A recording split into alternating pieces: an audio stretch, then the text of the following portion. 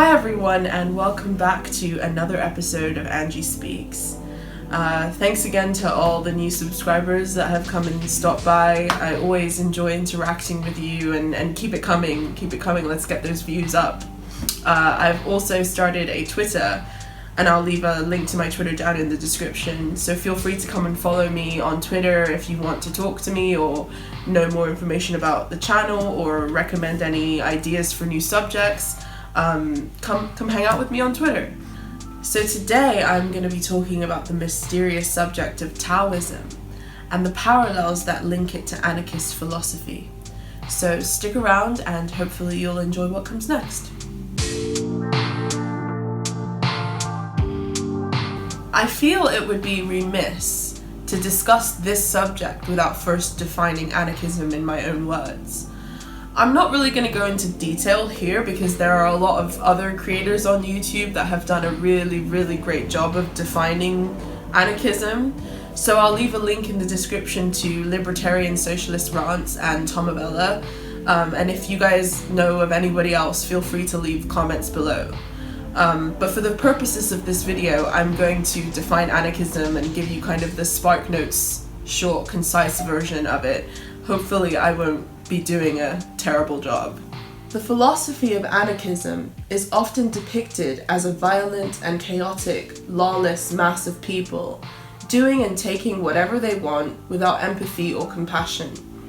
This is a false and dangerous misconception. The word anarchy actually comes from the Greek word anarchos, which literally means without rulers. Anarchism is a well-established philosophical and political system of leftist thought that abhors hierarchical systems of coercion, the state, and places a high emphasis on individual and communal autonomy. Anarchists believe that society should be organized horizontally and that vertical power structures will inevitably result in tyranny. Anarchists tend to believe in the complete abolition of the central government and other forms of coercive power such as capitalism, the police, and any other form of horizontal, exploitative, imposed authority. Anarchists are also incredibly democratic and believe that rule from above is generally a bad thing. They trust in the human capacity to govern our own affairs without the need for coercion. There are many different examples of anarchist societies throughout history, although many of these societies may not necessarily call themselves anarchists or identify with the label in any way. Anarchism is generally the organization of society through the democratic will of the people, and not through the edicts of a ruling class or a state. There are many different branches of anarchism, including anarcho-communism, anarcho-feminism, and anarcho-syndicalism. These bring together many different forms of political and social identities. Anarchism has a rich and complex history and has an established school of philosophy. Emma Goldman, Mikhail Bakunin, Noam Chomsky are three prominent anarchist philosophers, to name a few. Anarchism is usually thought of as a fairly modern phenomenon, but its roots actually reach back into many ancient societies and many ancient spiritual systems, one of which is Taoism.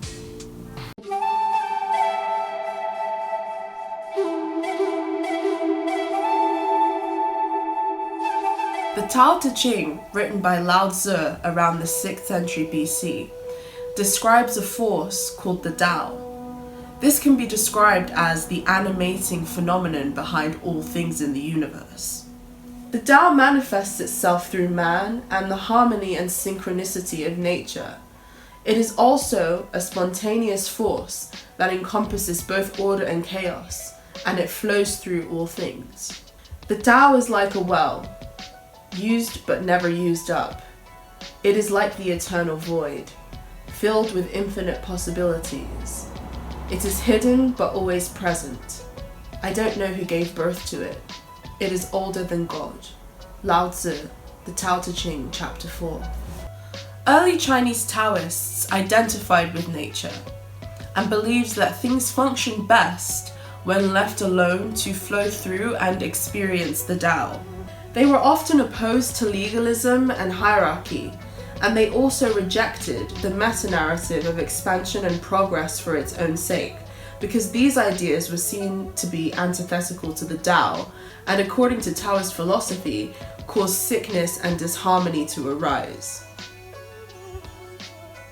Taoists understood nature as the first principle and closely examined interrelated systems within nature that functioned on their own and seemed to arise spontaneously. They perceived this phenomenon as the ultimate manifestation of the Tao and believed that if humans align themselves with the Tao, our societies would find natural harmony and peace. Lao Tzu believed that the antithetical nature of coercion and hierarchical structures caused a great imbalance in the universe, and it was the job of those who lived within the Tao to resist these forces.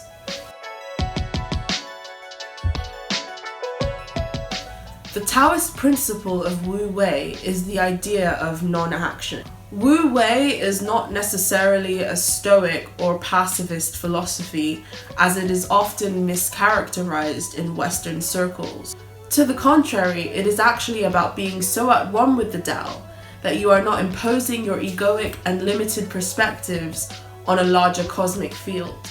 According to the essay, Taoism and Anarchism by Josh, Wu Wei is not a form of defeatist submission, but a call for the creative and effective use of energy.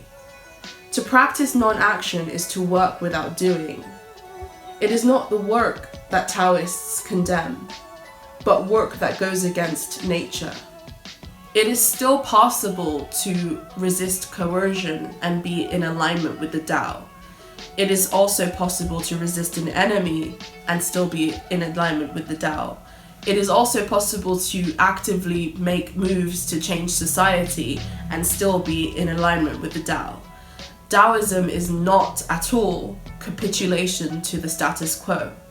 Many Western scholars made the mistake of mischaracterizing Taoism by insisting that it was a belief system forced upon the masses by an elite in order to keep them docile.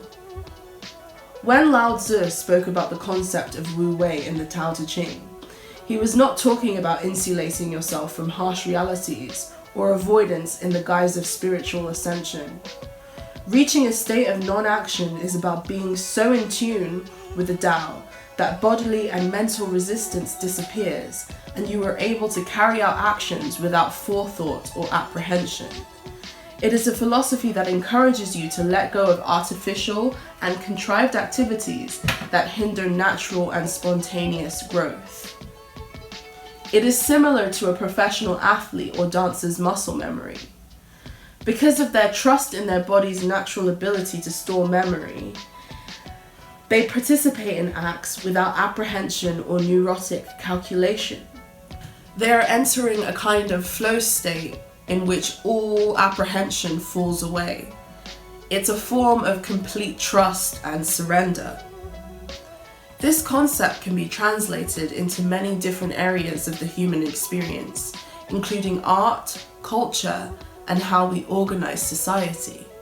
Lao Tzu himself believed that many of the ills of his society at the time were caused by the forces of coercion and mistrust that hindered the natural human expression and caused human beings to act out in dangerous and irrational ways. The more laws and order are made prominent, the more thieves and robbers there will be. Lao Tzu. If princes and kings could follow the Tao, all things would by themselves abide. Heaven and earth would unite, and sweet dew would fall. People would by themselves find harmony, without being commanded. Lao Tzu. Many prominent anarchists claim that the Tao Te Ching was actually the first anarchist manifesto. In early China, there was a lot of tension between Confucianists and Taoists, because the two ideologies were at odds with each other. Confucianists believed that the family was the basic microcosm of society, and that society should mimic the hierarchical structure of the patriarchal family in order to create and sustain harmony. Confucianism was legalistic, hierarchical, and bureaucratic, a system that encouraged expansion and imposed authority. Confucianism valued traditionally male virtues like duty, honor, and valor, yet Taoism valued traditionally female virtues like passivity, patience, and nurture. Although these ideas are definitely at odds with each other, they have both worked to shape Chinese values and identity even into the 21st century.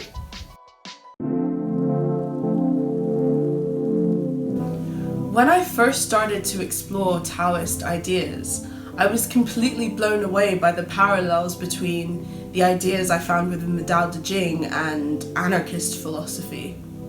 I read the Tao Te Ching over and over again, and I was completely blown away by how resonant these ideas seemed, especially now that the left has started to re-explore Anarchist philosophy again. Obviously, I soon discovered that this is actually really well-trodden territory, and that many anarchist writers and thinkers draw inspiration from Taoism and have been writing about it for years. American novelist Ursula K. Le Guin, the writer of The Dispossessed, a work of anarchist utopian fiction, was incredibly fond of Taoist philosophy and even translated her own version of the Tao Te Ching for the pacifist anarchist tradition. The rabbit hole goes even deeper if you get really into the subject, because you begin to see just how much anarchist philosophy has been influenced by Taoism, the Tao Te Ching, and other writers and thinkers around Taoist philosophy. Many of the parallels can be found in the ideas about how society should be organized in a lateral way rather than a vertical fashion. The disdain for coercive systems and imposed authority, the idea that hierarchical structures are detrimental to human communities, and a reverence and affection for the natural world.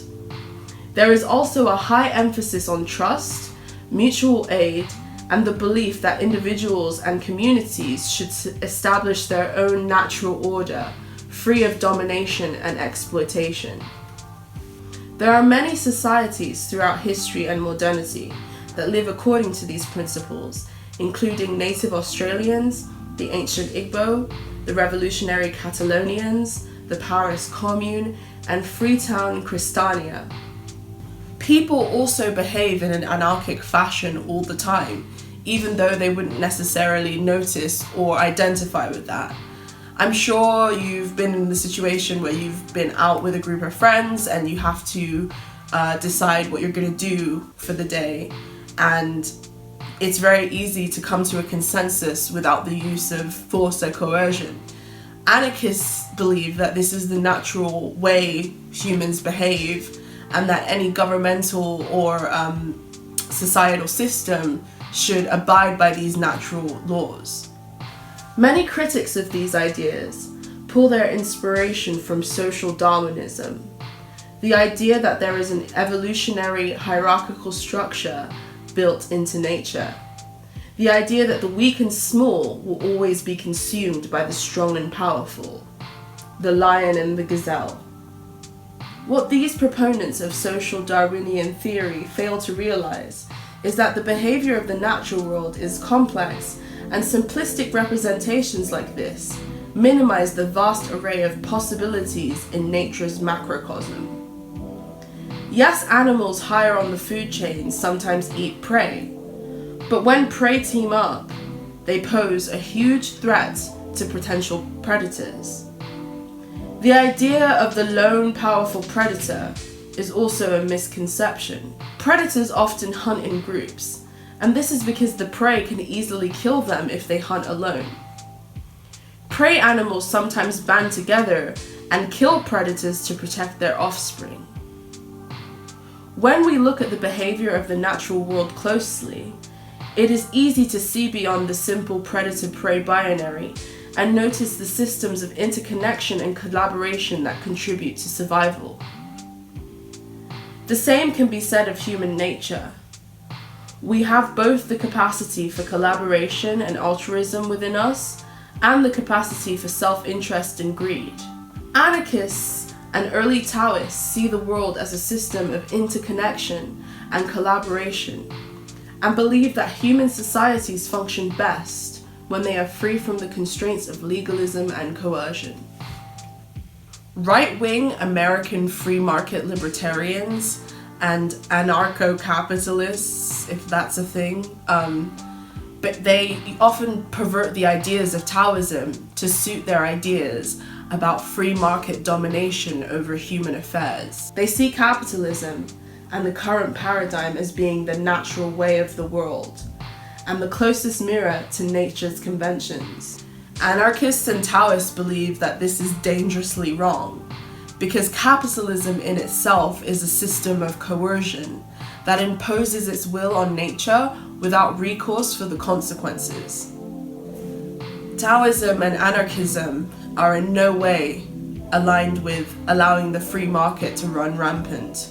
I personally feel that the philosophy of Lao Tzu is most closely aligned with anarchist principles, even though the philosophy is often co-opted by those who venerate economic and social systems that are completely antithetical to the ideas within Taoism. I also think that Taoism is an incredible source of inspiration and spiritual resonance for modern anarchist movements, and I'm really excited to see these ideas discussed more in spheres of influence on the left. The battle between those who wish to control things and those who think things function better when left alone is a tale as old as time.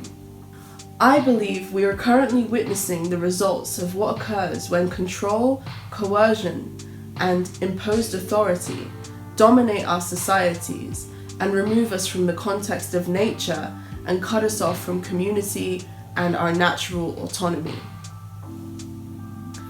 I hope you enjoyed today's content, and I hope that you were able to see some of the parallels that I've witnessed. I'm also going to leave a link to an audio recording of the Tao Te Ching for anybody who wants to have a look at it. Thanks for stopping by at my channel, and I will see you later.